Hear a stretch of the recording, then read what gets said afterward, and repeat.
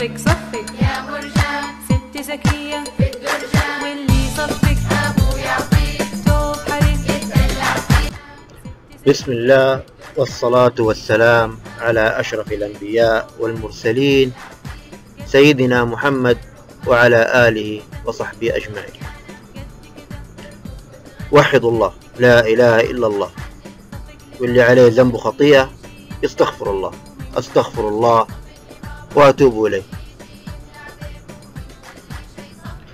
مسنا في اليوم 20 من رمضان عنوانه قبل ما تفتوا شوفوا فتوا. فتعالوا نسمع قصة المساء.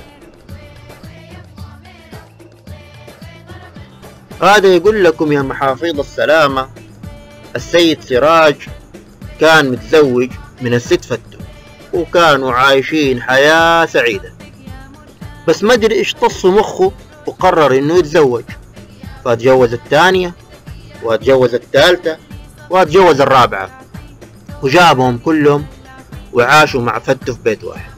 كانت فتو هي الأصيلة، هي اللي ماسكة شؤون البيت كله، من غسيل وطبخ وكنيس، ولما يجي من الدوام تجيب طشط المويه الحارة وتدعك له رجله، والباقين كانوا ما همهم إلا الكرت اللي يلبسوها والمكياج وشعر والأفراح.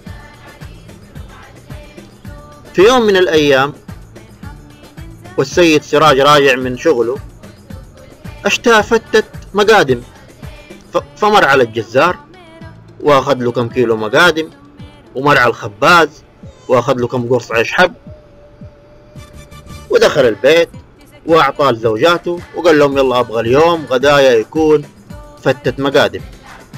قالوا له طيب يا سيدي.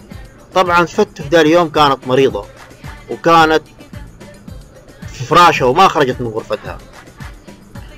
دخلوا الحريم المطبخ، مو عارفين اول مرة يخشوا المطبخ، المهم حاصوا لاصوا، وفي الاخير سووا له الفتة وجابوا له هي عشان يتغدى.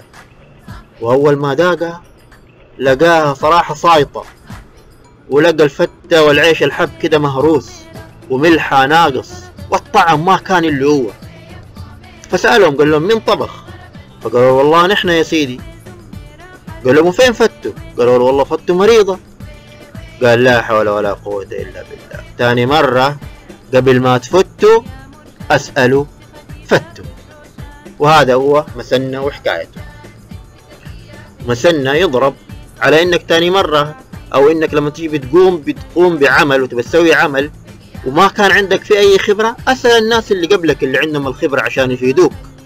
ولما أنت مثلا تبي تشتري حاجة أسأل الناس، شاورهم إنك بتشتري هذا الشيء قبل ما تشتري وتندم. هذا هو مسنا باختصار، قبل ما تفتوا أسألوا فتوا. وبكده أجري نهاية حلقات أمثال عم وليد. قدمت لكم فيها 20 مثل من آلاف وآلاف الأمثال الشعبية، منها قصص حقيقية مذكورة ومؤرخة، ومنها قصص من خواطري الشخصية. أهدي هذا العمل إلى ست الحبايب السيدة لطيفة، إهداء خاص جدا وإهداء عام لجميع الأهل والأصدقاء. وأحب أشكر زوجتي الحبيبة أم خالد لصبرها وتحملها وتعاونها لإنتاج هذا العمل، وأشكر أبنائي خالد وأحمد وفيروز لتعاونهم ومشاركتهم هذا العمل. اختصرت حلقاتي في 20 حلقة عشان نتفرغ للعبادة في ال10 الأيام الأخيرة. اللهم بلغنا وإياكم ليلة القدر، واكتبنا من الصائمين، وادخلنا من باب الريان يا أرحم الراحمين. وبكده أقول لكم مع السلامة، ولنا لقاء قريب إن شاء الله في رمضان القادم، ومع السلامة، والسلام عليكم ورحمة الله وبركاته.